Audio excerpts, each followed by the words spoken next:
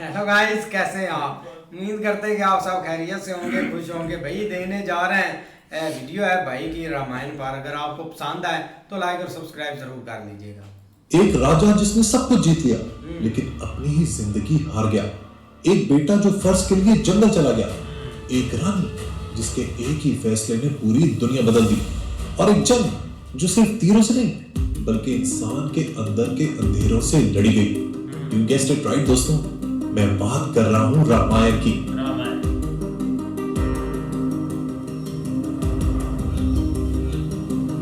दोस्तों, अगर हम दुनिया की सबसे पुरानी और इन्फ्लुएंशियल कहानियों की बात करें तो रामायण उनमें से एक है। It is one of the most important and sacred text in Hinduism.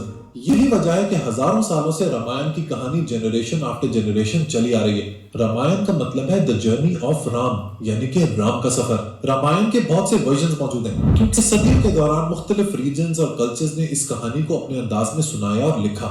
लेकिन ट्रेडिशनली जो ओरिजिनल वर्जन माना जाता है वो एक ग्रेट सेज वाल्मीकि से एट्रीब्यूट किया जाता है। हिंदू ट्रेडिशन के मुताबिक वाल्मीकि श्री राम के दौर में जिंदा थे, इसीलिए कई लोग रामायण को सिर्फ एक लिटरेरी एपिक नहीं बल्कि एक हिस्टोरिकल या सेक्रेट नैरेटिव के तौर पे भी देखते हैं। आज के दौर में भी श्री राम हिंदू कल्चर के सबसे इंपॉर्टेंट डेइटीज में से एक हैं। लेकिन रिलीजियस बिलीफ के मुताबिक श्री राम का कॉन्सेप्ट असल में एक एंशिएंट किंग के कैरेक्टर पर बेस्ड है जिसे लॉर्ड राम कहा जाता है। ऑल्दो इट्स डिबेटेबल, लेकिन बहुत से लोगों का कहना है कि उनका जमाना रफली 12,000 बीसी के करीब था। रामायण को अपने दौर की सबसे पुरानी एपिक्स में शुमार किया जाता है, लेकिन इसकी इंपॉर्टेंस सिर्फ इसलिए नहीं क्योंकि ये बहुत पुरानी है। असल में रामायण एक ऐसी नैरेटिव ट्रेडिशन बन चुकी है जिसने हजारों सालों से साउथ एशिया और उसके बाहर भी लोगों के सोचने का तरीका, उनके मॉरल वैल्यूज और उनकी कल्चरल आइडेंटिटी को डीपली इन्फ्लुएंस किया है। ये कहानी सिर्फ एक हीरोइक एडवेंचर नहीं बल्कि एक ऐसा फ्रेमवर्क भी प्रोवाइड करती है जिसमें ड्यूटी, सैक्रिफाइस, लॉयल्टी और लीडरशिप जैसे कॉन्सेप्ट्स को समझाया जाता है। रामायण की कहानी में एडवेंचर भी है, रोमांस भी है, पॉलिटिकल इंट्रिग भी है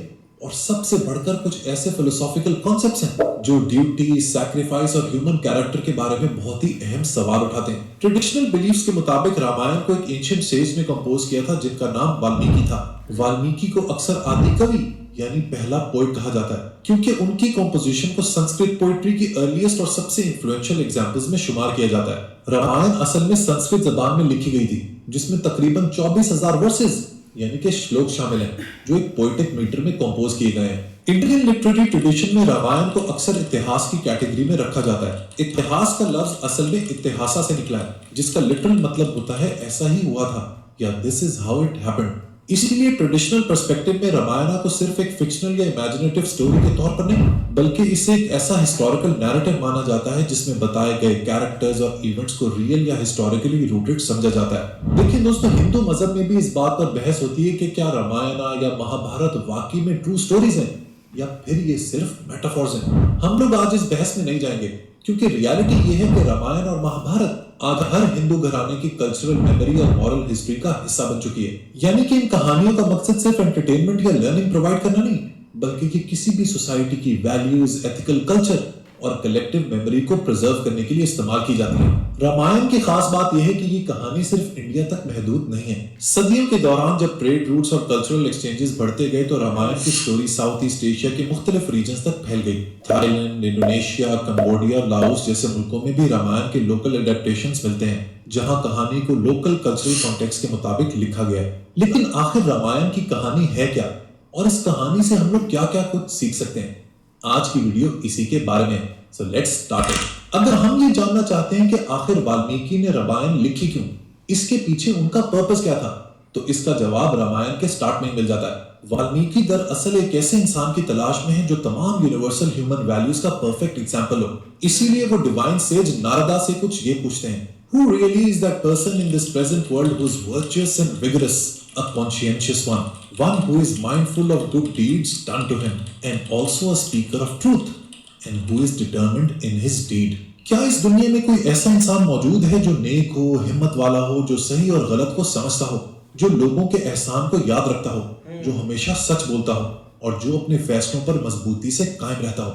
Who is appropriate in disposition, who is interested in welfare of all beings, who is the adept and also an able one, also uniquely pleasant to look at? यानी कि वो जिसका मिजाज balanced हो, जो तमाम मखलूक की भलाई चाहता हो, जो केपेबल और कॉम्पिटेंट हो और जिसकी पर्सनैलिटी इतनी पुरकशिश हो कि उसे देखकर लोगों को खुशी महसूस हो। आगे वो कुछ ये लिखते हैं, Who is that self-composed one who controlled his ire, who is brilliant, not jealous, and whom do even the gods fear when provoked to war? कौन ऐसा इंसान है जो अपने इमोशंस पर कंट्रोल रखता हो, जो अपने गुस्से को कंट्रोल कर सकता हो, जो ब्रिलियंट हो, जिसके दिल में हसद ना हो, और जब जरूरत पड़े तो जिसकी ताकत और हिम्मत ऐसी हो कि जंग में उससे के हत्ता के देवास भी डर जाएं। All this I wish to listen from you, O great sage. You are competent to know this kind of man, and indeed my inquisitiveness is immense. Thus Valmiki inquired with Narada. यानी कि वो इन सब qualities वाले इंसान के बारे में नारदा से पूछ रहे हैं और कह रहे हैं कि क्या तुम्हें किसी ऐसे शख्स का पता है और तुम ही हो जो मेरी इस विश को पूरा कर सकते हो। वो वाल्मीकि से कहते हैं कि तुमने जो क्वालिटीज बताई है ना वो वाकई में बहुत रेयर है, नापैद है, लेकिन इसके बावजूद मैं एक ऐसे शख्स को जानता हूं जिसमें ये तमाम क्वालिटीज मौजूद हैं। इक्ष्वाकु डायनेस्टी में एक ऐसा शख्स पैदा हुआ है जिसे लोग राम के नाम से जानते हैं। राम एक ऐसे इंसान है जो अपने आप पर पूरा कंट्रोल रखते हैं, बहुत बहादुर है, उनकी पर्सनालिटी रोशन और इंप्रेसिव है, वो अपने फैसलों पर मजबूती से कायम रहते हैं और अपनी सेंसेस और डिजायर्स पर भी कंट्रोल रखते हैं। अगर हम रामायण को अनफोल्ड करें तो इसमें 4 मेन कैरेक्टर्स हैं, लॉर्ड राम, उनकी वाइफ सीता, उनके भाई लक्ष्मण और रावण। इनके अलावा और भी बहुत इंपॉर्टेंट कैरेक्टर्स हैं जो आपको स्टोरी में आगे पता चलेंगे। रामायण की कहानी स्टार्ट होती है अयोध्या से। अयोध्या उस जमाने का बहुत ही प्रॉस्परस और ग्रेट शहर था, बहुत ही खूबसूरत और वेल प्लान्ड। अयोध्या के लोग काफी डिसिप्लिन, धार्मिक और वेल्दी थे और वहां क्राइम रेट बहुत ही लो था। अयोध्या के रूलर का नाम था किंग दशरथ, जो कि बहुत पावरफुल और रिस्पेक्टेड रूलर माना जाता था। उसके पास एक स्ट्रॉन्ग आर्मी थी, रॉयल मिनिस्टर्स थे और उसकी रेपुटेशन एक जस्ट किंग की थी, मतलब वो एक इंसाफ करने वाला इंसान था। लेकिन प्रॉब्लम ये थी कि किंग दशरथ की 3 क्वींस थी, कौशल्या, कैकेयी और सुमित्रा, लेकिन उनका कोई भी बेटा नहीं था। इसी बात को लेकर किंग दशरथ बहुत परेशान रहता था क्योंकि उसके बाद उसके किंगडम को रूल करने वाला कोई नहीं था। काफी सालों बाद कुछ स्पेसिफिक हिंदू रिचुअल्स को फॉलो करते हुए किंग दशरथ के घर 4 बेटों की पैदाइश हुई। एक राम जो कि कौशल्या के बेटे थे, एक भरत जो कि कैकेयी के बेटे थे और बाकी 2 थे लक्ष्मण और शत्रुघ्न जो कि सुमित्रा के बेटे थे। इन चारों प्रिंसेस को डिवाइन इंकारनेशन माना जाता है, खास तौर पर लॉर्ड राम को, जिनको विष्णु का अवतार कहा जाता है। इन चारों प्रिंसेस की बचपन से ही ट्रेनिंग स्टार्ट हो जाती है। वो वेदा सीखते हैं, वॉरफेयर ट्रेनिंग लेते हैं, आर्चरी और मिलिट्री स्किल्स को प्रैक्टिस करते हैं, मगर इन सब में सबसे ज्यादा केपेबल राम ही होते हैं। राम सिर्फ फिजिकल स्ट्रेंथ में ही नहीं बल्कि कैरेक्टर और मोरालिटी में भी इन सबसे सुपीरियर माने जाते हैं क्योंकि उनकी पर्सनालिटी काफी काम, डिसिप्लिन, ट्रूथफुल और कंपैशनेट है। इसीलिए अयोध्या के लोग लॉर्ड राम को बहुत पसंद करते हैं। अपने भाइयों में राम सबसे ज्यादा लक्ष्मण के क्लोज हैं क्योंकि बचपन से दोनों ने बहुत टाइम साथ में स्पेंड किया है, इसीलिए वो एक दूसरे के क्लोज कंपेनियन है। जब राम तकरीबन 16 साल के थे तो उस वक्त ऋषि विश्वामित्रा अयोध्या आते हैं। वो दशरथ से रिक्वेस्ट करते हैं कि राम को उनके साथ भेजें क्योंकि वो अपने इलाके में इविल फोर्सेस के खिलाफ जंग लड़ रहे हैं। इविल फोर्सेस यानी कि राक्षसस। किंग दशरथ पहले तो मना करते हैं क्योंकि राम अभी बहुत छोटे हैं, बहुत यंग हैं, लेकिन बिलाखिर वो विश्वामित्रा की बात मान जाते हैं और लॉर्ड राम और लक्ष्मण उनके साथ चले जाते हैं। वहां लॉर्ड राम क्या खूब तरीके से अपनी बैटल लड़ते हैं और अपनी स्किल से विश्वामित्रा को इम्प्रेस कर देते हैं। विश्वामित्रा राम और लक्ष्मण को जंग के बाद मिथिला ले जाते हैं जहां का रूलर है किंग जनक। जनक की बेटी है सीता जिनके लिए वो रिश्ते की तलाश कर रहे हैं। इस सिलसिले में वो एक स्वयंवर अरेंज करते हैं जिसकी कंडीशन ये होती है कि जो भी शिवा का डिवाइन बो यानी कि शिव धनुष उठाकर उसे स्ट्रिंग कर देगा वो सीता का हकदार होगा। इस इवेंट में बहुत से अलग अलग इलाकों के प्रिंसेस आए हुए होते हैं जो कोशिश करते हैं लेकिन नाकाम रहते हैं। लेकिन लॉर्ड राम इस कंपटीशन को जीत जाते हैं और इसी जीत की वजह से उनकी शादी सीता से हो जाती है। लेकिन दोस्तों कहानी में दूसरी तरफ काफी ट्विस्ट एंड टर्न्स हैं। जिस दौरान ये सब कुछ हो रहा था किंग दशरथ की बीवी कैकेयी उनसे एक रिक्वेस्ट करती है। रिक्वेस्ट ये होती है कि वो उनके बेटे भरत को गद्दी नशीन बना दे, यानी कि किंग दशरथ के बाद सारी किंगडम भरत की होगी। दशरथ ऐसा बिल्कुल नहीं करना चाहते थे क्योंकि वो ये ड्यूटी राम को देना चाहते थे। लेकिन बहुत साल पहले एक दफा उनकी बीवी कैकेयी ने उनकी जान बचाई थी। तब किंग दशरथ ने कैकेयी से कहा था कि तुम कोई भी 2 चीजें मुझसे मांग सकती हो, जिसके जवाब में कैकेयी कहती है कि जब सही वक्त आएगा तब मैं बताऊंगी कि मुझे क्या चाहिए।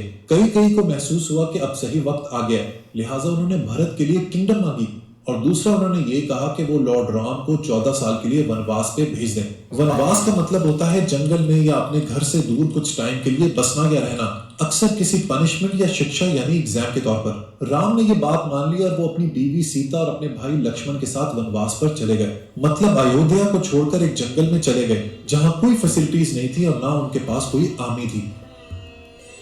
राम, सीता और लक्ष्मण जंगल में अपनी जिंदगी बहुत सिंपल और डिसिप्लिन तरीके से गुजारने लगे। वो पेड़ों के नीचे रहते, नदियों से पानी पीते और जंगल से ही अपने खाने पीने का इंतजाम करते। राम और लक्ष्मण अक्सर अपनी ट्रेनिंग और धर्म की प्रैक्टिसेस में बिजी रहते और सीता घर के काम में मसरूफ रहती।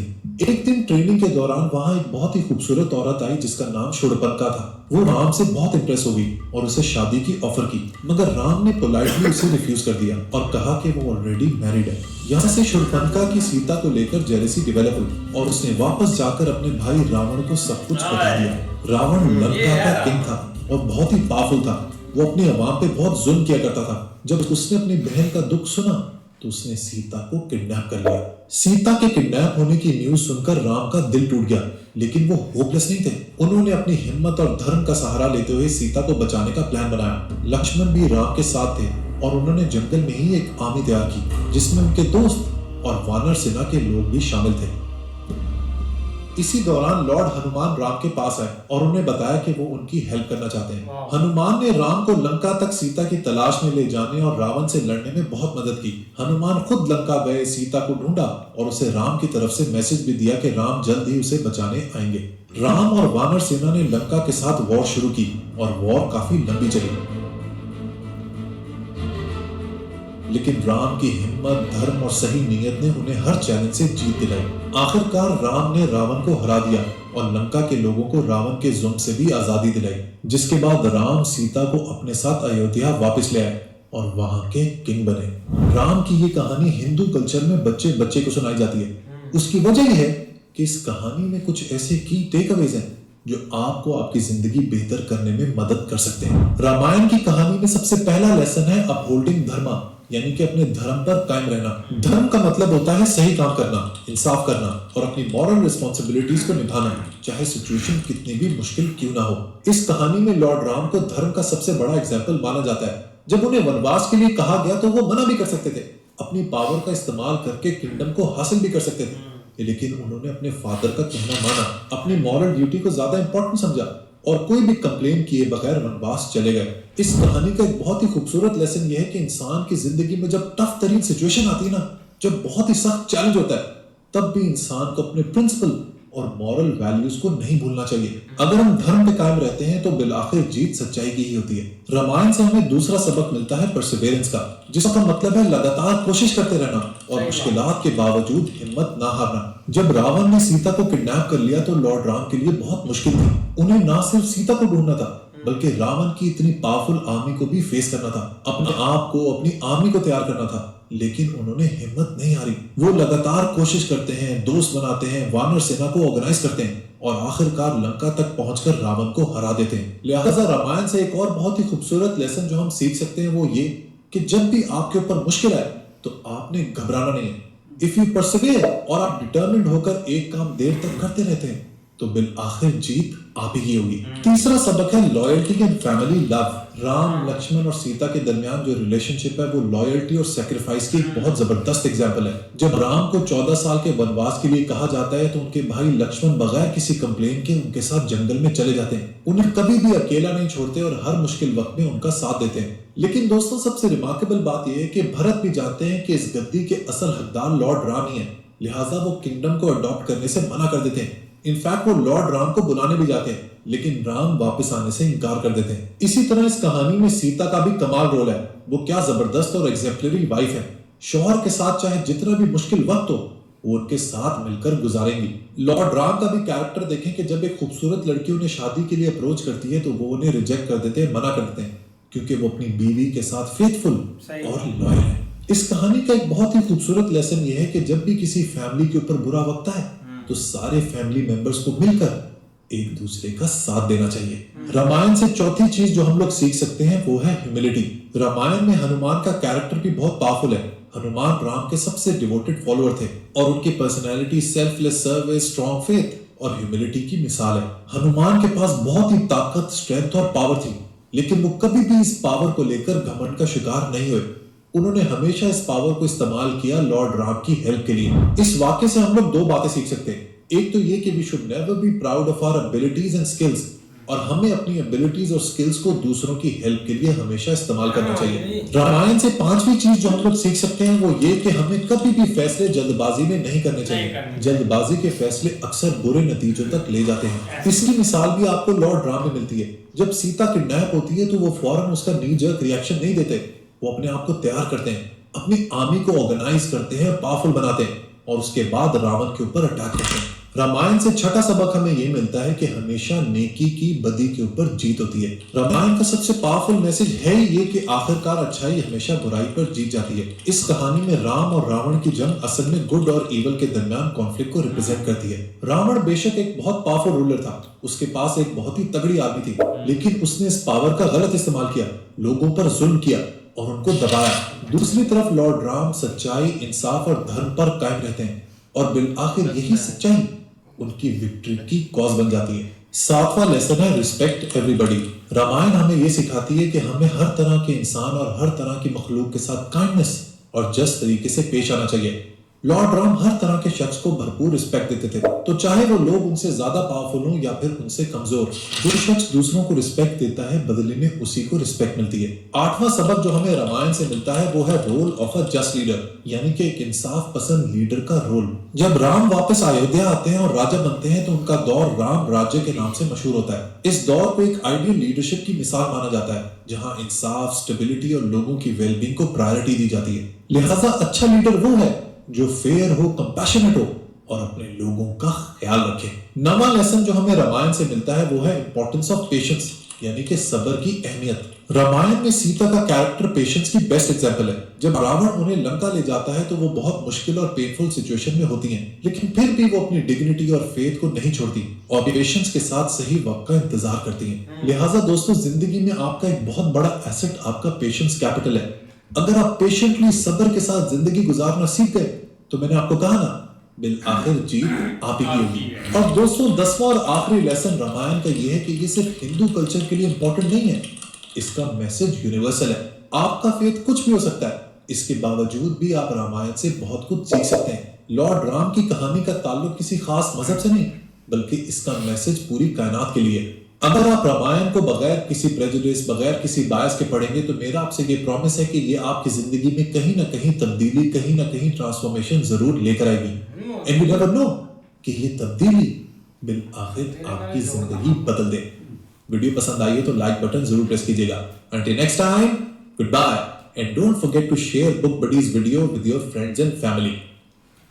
ऐसे ही है भाई, एक शॉर्ट टाइम में भाई ने बहुत एक लॉन्ग स्टोरी हमें बताई है रामायण की। लेकिन भाई देखा जाए ना, ठीक है महाभारत एक स्टोरी इंस्पायर है, लेकिन जब आप रामायण देखते हैं ना तो उसमें आपको एक हर पॉइंट में इंस्पायर मिलेगा एक स्टोरी, क्योंकि ऐसी स्टोरी है जिसमें एक लेसन ही लेसन है हर एक चीज़ का। आपकी मतलब कि एक लाइफ पर भी आप अडॉप्ट कर सकते हैं उसको अगर आप चाहें तो, क्योंकि अभी का जो एक जनरेशन चल रही है या जो अभी का ज़माना चल रहा है ना, इसमें भाई अगर हम रामायण की एक स्टोरी अपने आप पर अडॉप्ट करें तो कोई बंदा इससे मतलब के काबिल ही नहीं है, और कोई बंदा है मतलब कि ऐसी चीज़ अपने ऊपर अडॉप्ट कर ही नहीं सकता। अब तो हर बंदे के अंदर भाई लालच है, चाहे वो एक दूसरे का कोई भाई हो या कोई और हो, या आप पूरे एक माशरे के साथ चलते हैं, तो ये चीज़ भाई हर एक बंदे में अहंकार है। आप देख लो मतलब कि हम अभी उसी दौर में चल रहे हैं जहाँ पर भाई एक थोड़ी से ज़मीन पर या थोड़े से पैसों पर भाई का कत्ल कर देता है। ये एक डेली बेस पर चीज़ चल रही है हर तरफ, और लोग इसको भाई एक सेलिब्रेट करते हैं कि हमने ये एक चीज़ कर दिया। लेकिन अगर आप रामायण या एक राम जी की स्टोरी पर आ जाए ना तो आपको बहुत सारी चीज़ें देखने को मिलती है, क्योंकि इतना बड़ा एक राज्य था और उनके जो भाई थे ना, उनकी माँ भाई उनको देना चाहती थी, और जो राम जी थे उनको बोलना था कि आप वनवास काटे। उन्होंने वनवास काटा भी, इसमें कोई शक नहीं है, लेकिन जो उसके भाई थे ना भाई, उन्होंने भी नहीं राज्य लिया। उन्होंने भी एक जैसे उनका भाई जिंदगी गुजार रहा था ना, उन्होंने उन्होंने भी वैसी जिंदगी एक गुजारी, मतलब कि ना कोई सुकून लिया अपने राज्य का, ना कुछ किया। तो एक स्टोरी तो बहुत एक इंस्पायर है, लेकिन एक अडॉप्ट भी करनी चाहिए, बहुत इसमें लेसन है। हमने ओवरऑल यूनिवर्सल में भाई देखते हैं, थाईलैंड में देख लो, इंडोनेशिया में देख लो, और भी ऐसी कंट्रियां जहां पर एक स्टैचू बनाया गया है रामायण के और पूरी हिस्ट्री लिखी गई है उस पर। वीडियो यार बड़ी कमाल की है ये ना। हम बचपन में ना ये कार्टून चलते थे वो बहुत देखे हैं, जैसे ये दोनों भाइयों के इनके जो किस्से थे वो सारे सुनाए जाते थे, वीडियो वगैरह आप देखी हैं। बाकी रह गई बात भाई दूसरा जो है ना राम जी की, उन्होंने राम जी है ना, राम जी ने भाई बहुत कुर्बानियां दी कि आपके सामने ही है। जैसे उनसे वो राज्य का हक ही उनका था, वो उनसे छीना गया। उन्होंने ये नहीं कहा कि उनके पास इतनी पावर होने के बावजूद उन्होंने उन पे ये नहीं कहा कि मैं इनसे छीन लूंगा या कुछ करूंगा। उन्होंने चुप करके अपने पिताजी का आदेश माना और वनवास के लिए चले गए। और उनकी बीवी ने भी आगे से भाई उनका आदेश माना, जो उनके साथ गई, वो सारी चीजें उन्होंने झेली, वहां पे जंगल में रह सारा कुछ किया। बाकी उन्होंने जो वध किया था ना, और फिर लंका जो जलाई थी दूसरे रावण की वो भाई है, अभी तक भी कहते हैं श्रीलंका में है वो जगह जहाँ पे वो जली हुई है सारी लंका रावण की। बहुत बड़ी लगी बिल्कुल यार, काफ़ी अच्छी वीडियो थी और हमने तो भाई पूरी सीरीज़ देखी थी, तो उसमें बहुत ज़्यादा एक इंटरेस्टिंग करके उन्होंने दिखाया था, क्योंकि एक राम जी की लाइफ बहुत ही भाई इंटरेस्टिंग है। बहुत ज़्यादा उनको एक मुश्किल भी देखने को मिली, वो इसी वजह से आई थी कि जो एक उनकी माता थी ना, वो अपने बेटे को ही दिलाना चाहती थी। और सबसे बड़ा रोल वहाँ पर अदा किया था मंथरा ने, जब भाई उन्होंने आकर बोला था ना कि आपके बेटे को कोई चीज़ नहीं मिल रही, तो इसीलिए भाई एक ना चीज़ें उस वक़्त चली थी। लेकिन रामायण में बहुत सारी चीज़ें हैं। रावण की तरफ देखें तो उनका भाई है विभीषण, जिन्होंने एक कोई धर्म का साथ नहीं दिया, उन्होंने भी आके राम जी का साथ दिया था, जिसकी वजह से उनकी काफ़ी ज़्यादा हेल्प उनको मिली थी। मतलब बहुत एक लंबी स्टोरी एक रियलिटी बेस पर है कि जैसे भाई वो एक वनवास उन्होंने काटा, मतलब उन्होंने किसी चीज़ का लालच नहीं किया कभी भी, और इसी वजह से भाई उनको हर चीज़ मिली थी राम जी को। और एंड पे आकर उन्होंने माफ़ी भी मांगी थी उनकी माता ने कि मुझे आपके साथ ऐसे नहीं करना चाहिए था। बहुत सारे पॉइंट है भाई रामायण में। तो भाई वीडियो बहुत अच्छी है, ये चीज़ देखें कि भाई रावण की सिस्टर ने जैसे ही उसको बताया है, तो भाई उसने वो जो अपना राम की बीवी है उसको उसने उठा किडनैप भी कर लिया है। उसने कोई चीज़ पूछी नहीं, कोई ये नहीं देखा कि ये असल बात क्या है, उसने आसरा ही नहीं किया। लेकिन हनुमान की ये एक बात देखें कि भाई उसके पास ताकत भी इतनी ज़्यादा है, उसकी अपनी फौज भी है, सेना भी है, लेकिन फिर भी उसने भाई बोला कि मैं राम जी के साथ दूंगा और उसके साथ जाकर उसकी जो वाइफ है उसको छुड़वाऊंगा। तो ये चीज़ देखे कि भाई जब बंदा खुद सही है ना, तो दूसरे बंदे भी उसको सही समझते हैं। जब बंदे के अपने पास ही कुछ नहीं तो उसने अगले को क्या समझना है। ये चीज़ होती है कि भाई जब बंदा अपने धर्म पे खड़ा होता है ना, तो उसमें हौसला भी होता है, उसमें बहादुरी भी होती है, और वो हर एक बात को समझता भी है। लेकिन जो बंदा अपने धर्म से जब उस पर थोड़ी सी मुसीबत आती है तो वो अपना धर्म छोड़कर धर्मियों के साथ मिल जाता है, तो फिर वो धर्म वाला कहाँ रहता है, वो तो फिर फारग हो गया।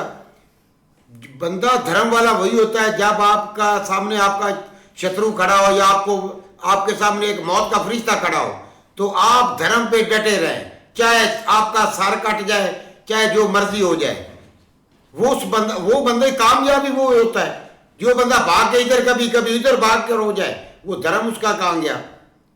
ये चीज होती है कि जब बंदे के पास धर्म होता है ना, तो भाई वो उस पे डट जाता है, चाहे मौत आए चाहे जो मर्जी आए, उसको किसी चीज का कोई डर नहीं होता। इस तरह ही है भाई। ये देखो कि जो एक माँ है ना, एक बेटे को छोड़कर दूसरे बेटे को भाई अपना राजा देना चाहती है कि ये तो हमने देखा है उधर माँ भारत में भी, जैसे भाई नटराज जो है ना अपने पांडु बेटों को छोड़कर अपने बेटे को भाई वो तरजीह देता है कि इसको मैं राजा बनाऊं। वैसे ही इधर भी भाई राम के साथ भी हुआ है, जैसे उसको भाई उन्होंने उधर नाश काटने के लिए भेज दिया और साथ भाई उसकी बीवी भी चली गई और भाई भी। उधर वो ही सीन हुआ है कि उसको जो एक लड़की उधर पसंद करने लगी है, तो उसने भाई इनकार कर दिया कि मैं तो पहले ही शादीशुदा हो गया, आप जाएं तो उसने भाई जैसे ही अपने भाई को कहा है तो उसने जा भाई उसकी बीवी को उठा लिया गया। लेकिन भाई ये काम तो भाई माँ बाप को तरजीह देता है कि वो सारे बेटों को एक जैसे समझे। नहीं ऐसे ही है, लेकिन वहाँ पे भाई कुछ मामला ऐसे हो गए तो ज़ाहिर बात है वो एक उनकी मतलब उन्होंने रखी हुई थी दासी जिसने ये सारा काम खराब किया था। लेकिन गेम चेंजर हुआ था भाई उनका जो बेटा है ना भरत, उसने जो गेम चेंज की थी ना वो यही थी कि मैंने ये राज्य कबूल नहीं करना, ये उनका अधिकार है और वही इस राज्य के ऊपर पे आके बैठेंगे, क्योंकि लोग भी उनको ही चाहते थे। लेकिन जितनी देर वो भाई बाहर रहे थे वो भी उस मतलब जो है ना वो अपने महल में दाखिल नहीं हुए थे, वो एक सेपरेट रहते थे उसी लिबास में, उसी तरह वो मतलब सारा कुछ करते रहे। लेकिन जो है ना वो ज़ाहिर बात है आगे जो मतलब मेन चीज़ ही जुल्म हो रहा था जो एक रावण कर रहा था अपनी एक जनता के ऊपर, तो उसको भी किसी ना किसी तरीके से एक बहाने के तौर पे इन्वॉल्वमेंट होनी थी तो वो हुई। और साथ ही उसका भाई एक एंड भी हो जिसमें जो है ना वो मतलब हनुमान जी का बहुत ज़्यादा एक अहम किरदार है, जिस तरह उन्होंने भाई वहाँ तक एक रास्ता बनाया पत्थर फेंक के, या मतलब बहुत सारी ऐसी चीज़ें हुई। लेकिन भाई कमाल की स्टोरी, इसमें बहुत लाइफ लेसन है जिस तरह भाई ने बताए भी हैं 10 जो इम्पोर्टेंट है। लेकिन जो एक सब्र है ना वो भाई हर एक चीज़ के ऊपर हैवी हो जाता है, अगर आप सब्र से काम लेते हैं तो आप जीत जाते हैं। अच्छी थी भाई। ऐसे ही है, मिलते हैं भाई नेक्स्ट वीडियो में, तब तक के लिए अपना ख्याल रखिए, गुड बाय, टेक केयर।